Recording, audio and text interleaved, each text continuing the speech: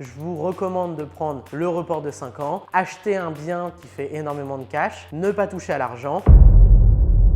Bonjour à tous et bienvenue dans cette nouvelle vidéo dans laquelle nous allons voir comment investir dans l'immobilier en étant étudiant. Mais avant toute chose, et si ce n'est pas déjà fait, abonnez-vous à la chaîne YouTube pour ne rater aucune de mes futures vidéos sur l'investissement immobilier rentable. Alors investir en étant étudiant, c'est un bon raisonnement si vous êtes étudiant et que vous vous intéressez à la meilleure stratégie pour pouvoir accéder à l'investissement immobilier en ayant ce statut d'étudiant. C'est que vous avez déjà un mindset évolué dans le sens où très peu d'étudiants s'intéressent à ça et se concentrent en majorité sur leurs études. Mais ce qu'il faut bien comprendre, c'est que l'immobilier, c'est du temps. Et plus vite vous mettez en place vos investissements, plus vite vous les avez soldés, plus vite vous êtes 100% propriétaire et votre patrimoine net atteint une valorisation intéressante. Donc commencer en tant qu'étudiant, c'est possible. C'est pas le plus facile par rapport à un CDI, ça c'est une certitude, mais vous avez quand même différentes stratégies qui vous permettent d'investir dans l'immobilier. La première stratégie que je vais vous mettre en avant dans cette vidéo, c'est le fait d'aller vous associer avec quelqu'un qui a justement un CDI. Moi, c'est ce que j'ai fait au tout début. Je me suis formé sur l'investissement immobilier. Je l'ai mis en avant auprès de mes parents qui avaient un CDI mais qui n'avaient aucune connaissance. Comme je me suis formé, j'ai dit que j'allais gérer les opérations. Ils m'ont fait confiance. On s'est associés. On a lancé du coup une SCI et on a pu investir dans l'immobilier. Et même si j'étais pas au début 100% propriétaire, j'étais propriétaire. Certains investissements un tiers, pour d'autres 50%. Donc j'étais pas propriétaire pleinement, mais je préfère largement être propriétaire d'un tiers ou de la moitié d'un investissement plutôt que de rien du tout. Donc je me suis associé avec eux. Je me suis vraiment formé, j'ai mis en avant du coup les bénéfices pour eux à investir dans l'immobilier avec moi et on l'a fait. Donc ça, c'est une première possibilité. Par contre, ça nécessite le fait de se former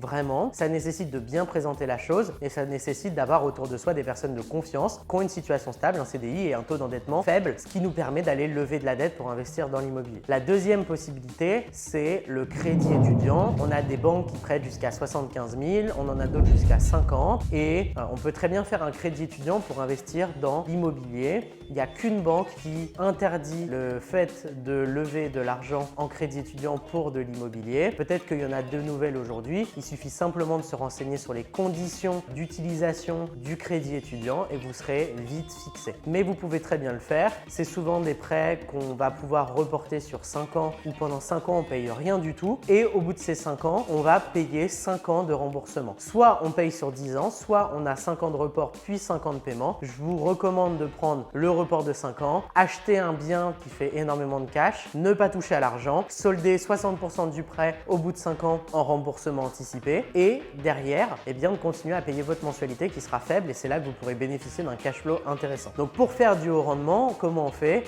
On part du coup sur de la location courte durée, un tout petit projet dans une petite ville avec une location courte durée. Le but, c'est d'aller chercher 700-800 € de cash flow, de ne pas toucher à cet argent-là, surtout pas, et d'aller solder une grosse partie du prêt au bout des 5 ans quand on commence à rembourser pour avoir une mensualité plus faible. Donc voilà, c'est vraiment ce que je vous recommande. Après, il y a une troisième alternative qui est le fait d'aller se créer des revenus en étant étudiant. Vous pouvez très bien vous trouver un 20 heures semaine ou un 15 heures ou un 17 heures semaine au McDo par exemple. C'est un CDI, ça vous permet de lever un petit peu d'argent. Vous pouvez très bien lancer votre micro-entreprise dans le service. Il vous faudra 1 à 2 ans d'ancienneté, mais ça vous permet aussi de lever de l'argent. Vous avez plein de possibilités. Et le but, ça reste aussi de se créer de l'apport, d'avoir une situation financière saine, pas de découvert, pas de crédit consommation. Allez faire peut-être votre prêt étudiant si vous utilisez cette possibilité-là, mais créer de l'apport pour pouvoir peut-être rajouter 10 ou 20 000 en plus de votre prêt étudiant, donc en fonds propres. Et pour ça, c'est soit lancer une micro-entreprise, soit trouver des jobs d'été, de saisonniers, soit avoir des jobs récurrents en 15, 17, 20 heures semaine par exemple, qui vous permettrait de dégager déjà un premier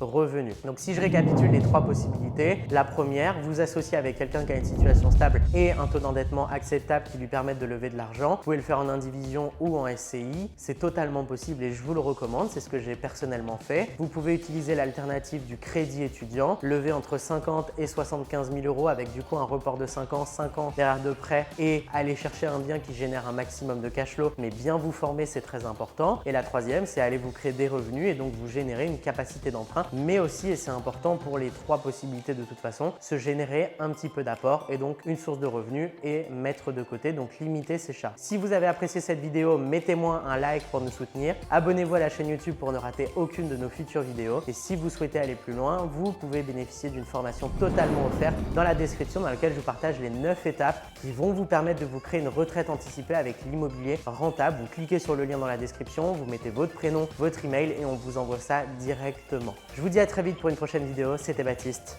Ciao, ciao.